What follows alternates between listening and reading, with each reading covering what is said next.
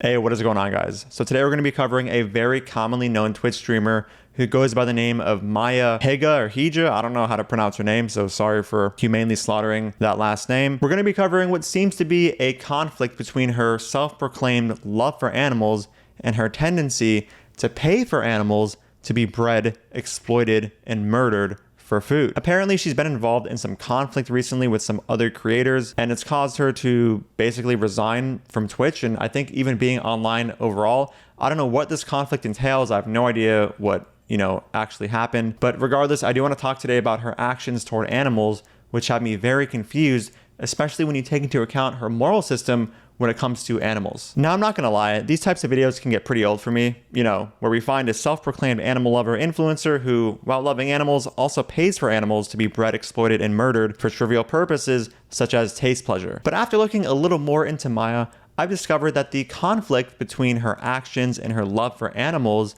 are a lot higher than the average animal-loving, influencer that eats animals that we point out on this channel. And she has a very high reach online, so convincing her to make a switch to the vegan lifestyle could certainly generate more of a net good than convincing a singular person to make a switch to the vegan lifestyle. So here is what I discovered about Maya that makes her stand out from the average animal lover who eats animals. Maya is a founder of the Alveus Sanctuary, don't know how to pronounce that, which is a non-profit organization functioning as a wildlife sanctuary and virtual education center aiming to unite online users for conservation. This sanctuary, of course, seems to be a good thing. The Twitter representing the sanctuary posts many pictures of animals, including cows. So presumably, Maya does not pay for cows to be bred, exploited, and killed for food, right? Well, it appears she very likely does. I found this Twitter thread from her promoting an article with a broken link that leads to nowhere, but she did say a couple things in the thread related to her not being vegan that confused me. So we're just gonna go through this thread point by point and go over what exactly confused me. So the first post says, for those of you who care about our planet and want your diet to reflect that,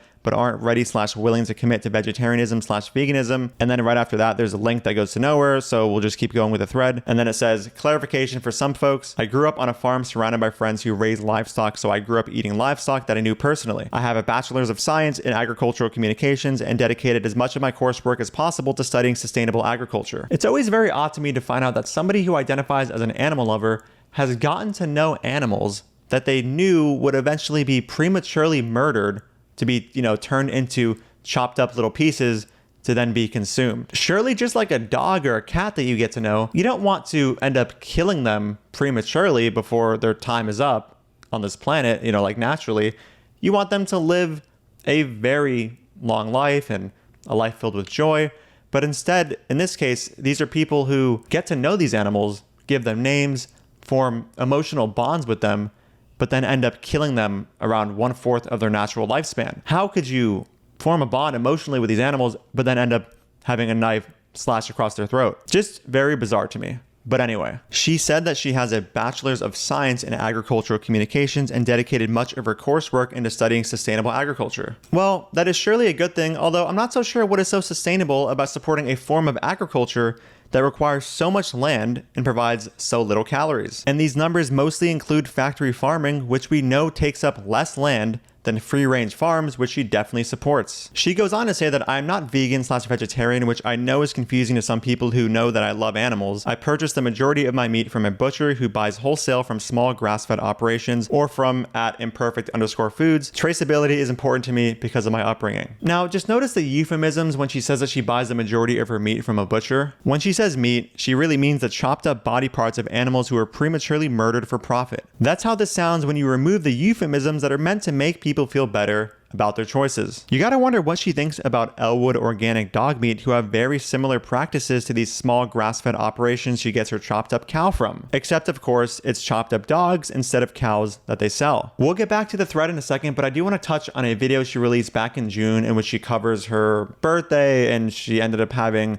a cake sent to her place or something, or she had, she just bought a cake from a one-star bakery in the city of Austin, Texas, where she lives. YouTube, what's up? It's my birthday video.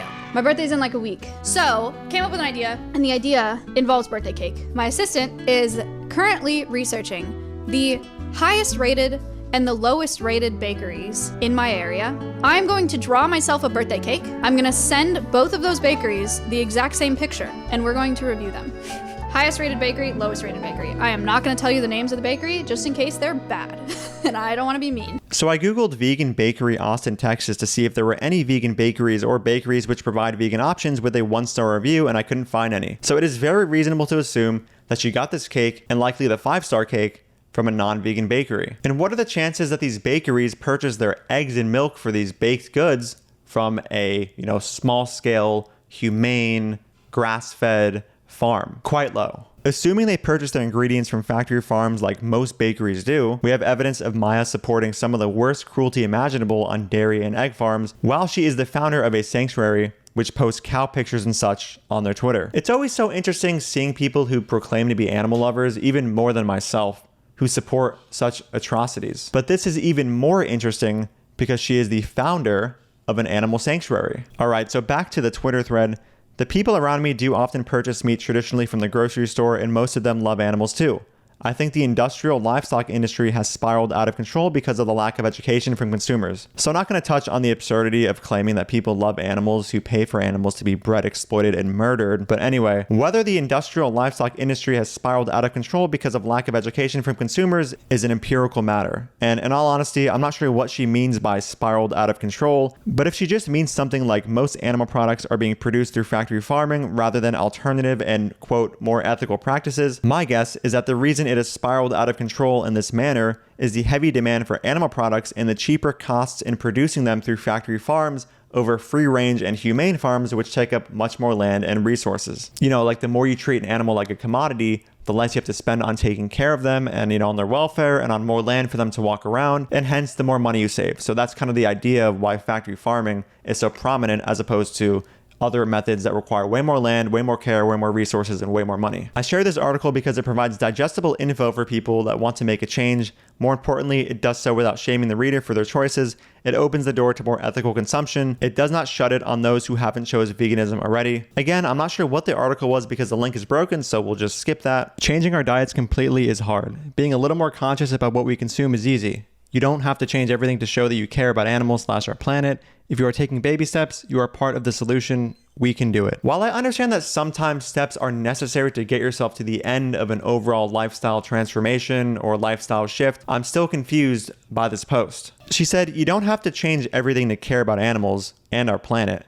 Then it goes on to say that if you are taking baby steps, you are part of the solution. I wouldn't be confused if she said you don't have to change everything instantly to show you care about animals or the planet, and then made mention of baby steps, but she just said you don't need to change everything. I don't know what she means by everything, but I would say that in the case of showing you care about animals, it would make sense to eventually not fund them being bred into existence only to be exploited and murdered for profit. The thing is that whether you're supporting a farm that raises an animal nicely before not so nicely murdering them, or you're supporting a factory farm which treats animals terribly from the moment they're born, in both cases, you are not demonstrating a sincere care for animals. Unless you somehow consider supporting farmers prematurely ending an animal's life for food, which you know you can get from an alternative plant source, to be an example of showing care for animals. And in the case of dogs and cats, I highly doubt that we consider somebody a dog lover or cat lover who supports such farms. Just imagine a farm that raises cats and dogs very nicely, but then, around 1/4 their natural lifespan, they end up just being murdered for flesh when you can just go ahead and buy plants instead.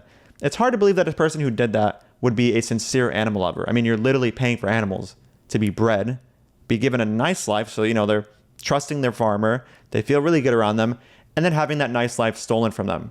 How could you love an animal while supporting such a process? Anyway, guys, that is the end of the video. Hopefully Maya can see this and maybe just think a little more about some of the logic she tells herself to justify paying for such atrocities while identifying as an animal lover and even being the founder of an animal sanctuary. Thank you so much for watching. If you support my work and want to get early access to it, you can click the link in the pinned comment and get access to my Patreon. And if you don't know, I do have a book going over most, if not all, of the anti-vegan arguments you're going to hear online. So if you want to get that as well, that'll be linked in the pinned comment. Thank you again for watching, and I'll see you in the next video. Dude, fuck off. I don't want anything to do with you. Don't ever speak to me again. You're a fucking piece of shit. Even vegans don't get your weird, stupid wannabe sense of irony here. Who is your audience?